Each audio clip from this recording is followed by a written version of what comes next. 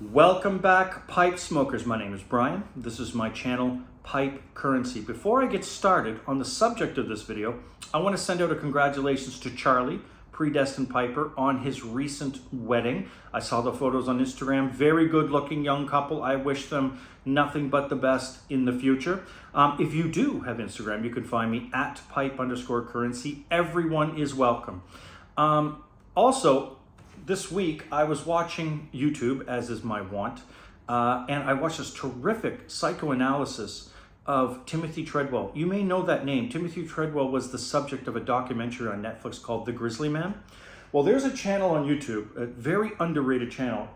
The name of the channel is the guy's name. It's Andrew Vandervaart. He is a PhD in psychoanalysis. He's a clinical psychologist, I believe, and he does a psychoanalysis of Timothy Treadwell. And the name of his video is The Tim Treadwell Delusion. I'll put a link in the description for this. An excellent video. It's 57 minutes long and it watches like 8 minutes. It's so good.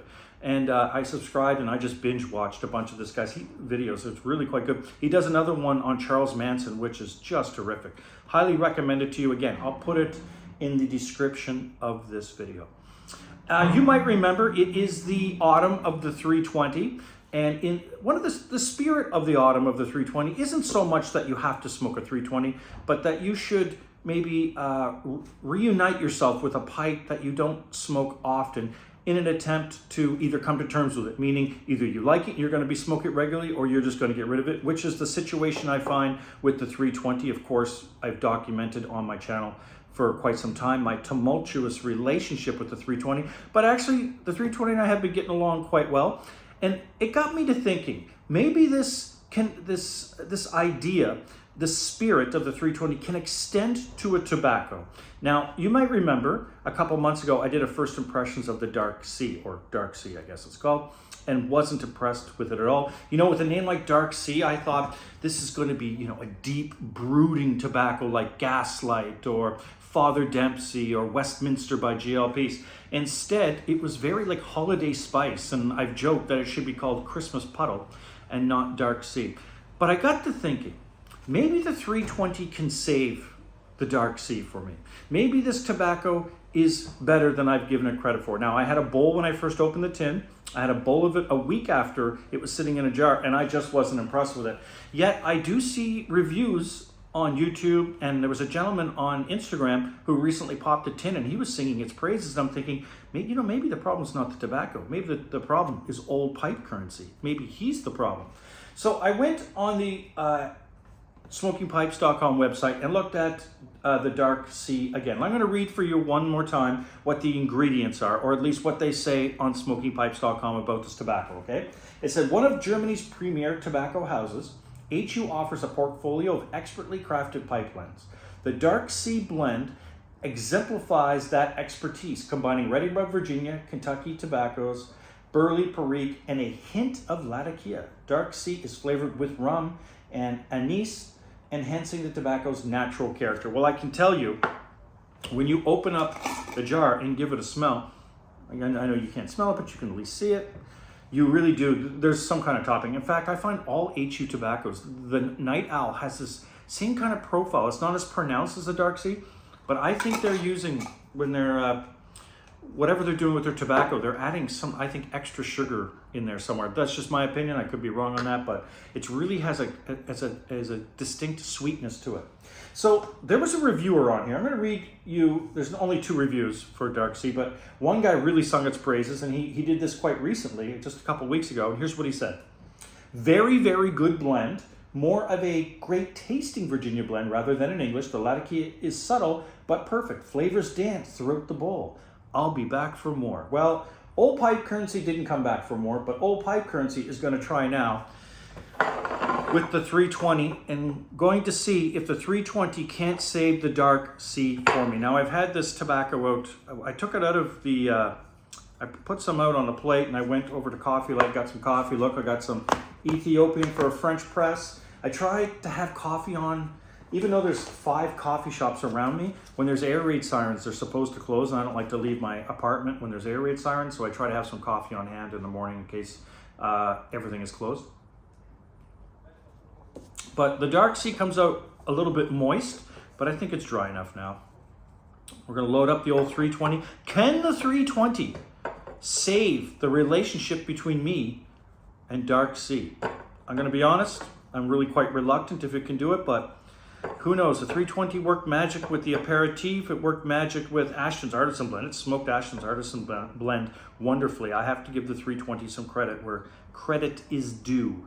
Okay, the pipe is loaded. We're going with matches, of course. Got these, if you saw on Instagram, I got 3 brand new boxes of these. Love these matches. Okay, HU Dark Sea, AKA Christmas Puddle in the 320. Come on, 320, speak to me.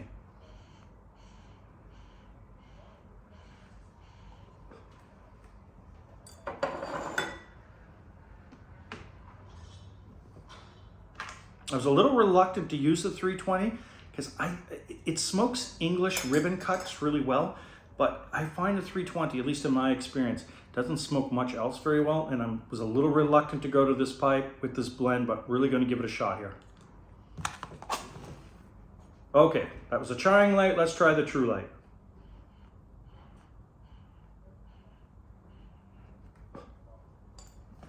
What do we get?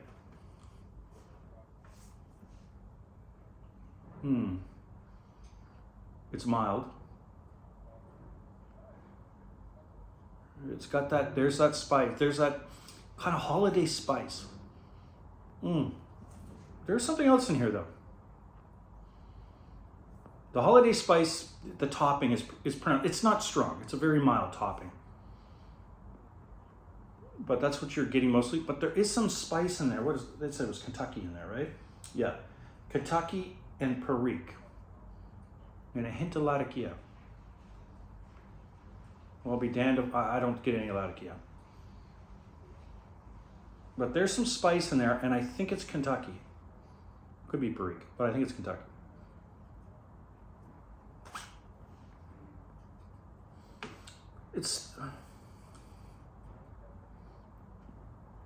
Yeah, I'm getting basically what I got before. I think this tobacco's been sitting in this jar now for 2 months. It's mild. You're getting some holiday spice, I call it, because it's like cinnamon. It reminds me of Christmas. Like on Christmas cookies and stuff, like a cinnamon type of spice. And you're getting a little bit, when I say spice, I don't mean spice like you get from Kentucky. You guys know what I'm talking about, like a cinnamon or something like that. But there is some spiciness from the Perique and the Kentucky, but it's very faint. Come on, 320, speak to me. It's okay. It's an old Dublin territory where it's a decent tobacco. It's an okay tobacco. I don't get this. It's a very, very good blend with lots of flavor. I don't get that. This is the 3rd type of pipe I've smoked the Dark Sea in. Very, very good blend. More of a great tasting Virginia. Look, I had this morning Dark Flake, or I had Dunhill Flake with 7.5 years this morning. It was a magnificent Virginia. I've had Night Owl by HU. It's a magnificent Virginia. This is not magnificent. It's okay. Yeah, the topping is what's most pronounced. You're getting some spice beneath it, like the Perique or the Kentucky. It's really hard to tell which one it is. I think it's the Kentucky from the type of spice, but it's mild. The Latakia, I think it's indiscernible, man. I don't get any Latakia. Personally, I don't get it. But you're getting spice in the back. At the back of my nose, there's spice there. So certainly there's some Perique and Kentucky in this. I know it says it there, but you can actually pick it out. But he said, the Latakia is subtle but perfect. I just, it's really subtle. The 320 smoked the aperitif wonderfully. It smoked Ashton's Artisan Blend wonderfully. I think it's trying. I think the 320 is trying to drag something out of this tobacco. There's just not much going on, even after 2 months in the jar, guys. I know there's fans of this tobacco. It completely eludes me.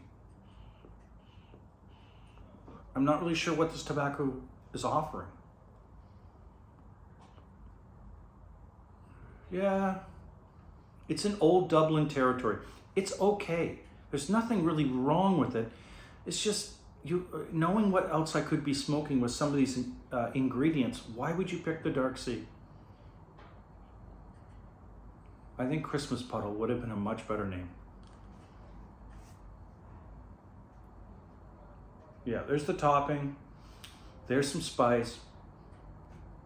You get a little bit of the Virginias in there. The Virginias are like the Latakia. They're hiding, but I get more Virginia than I do any Latakia.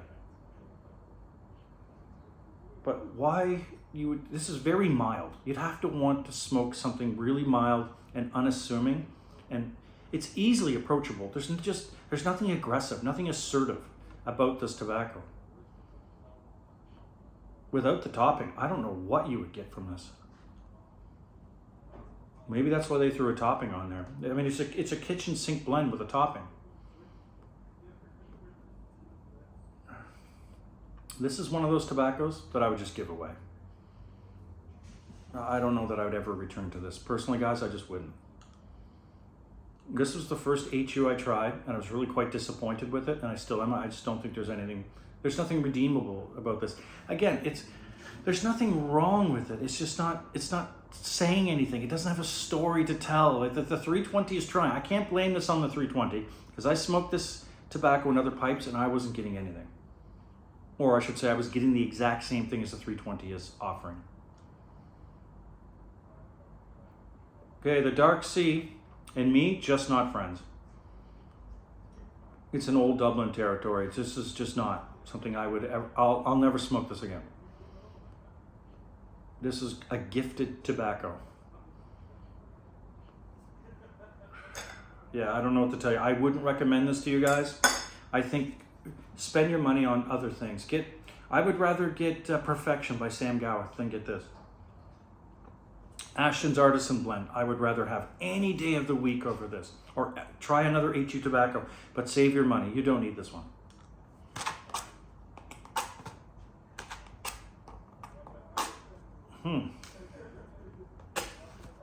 I hate to say that about a tobacco, guys, but I'm trying to be honest with you. Now, maybe I'm wrong.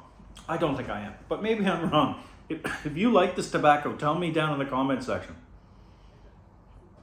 Because for me, it's boring. There's no story. There's nothing redeeming in this. There's nothing that would keep you coming back unless you want a tobacco you don't have to think about. You could just puff while you're mowing the lawn or reading a book or whatnot, and you just don't want anything challenging, something that's not going to... But even then, smoke a straight Virginia. Why would you smoke this? Have Bullseye Flake. I would smoke that over this any day of the week. I mean, as I said, it's not terrible. It's not awful, right? There's nothing in here. There's no flavors in here that are turning me off. There's just nothing in here that would keep me coming back. That's the bottom line for this. Much like Old Dublin. When I had Old Dublin, I thought, it's okay. If this is the only English you could get, all right. But there's so many better tobaccos with similar ingredients, and that's the same thing with the Dark Sea. And that's the bottom line here, guys. So the autumn of the 320 rolls on. I think I'll be cracking open a tin here very soon of a new tobacco. In other words, one I haven't smoked in a long time. And I'll be smoking it in the old 320. Okay, guys, that's all I got today. Thank you very much for watching. Don't get the Dark Sea, and I will talk to all of you very soon.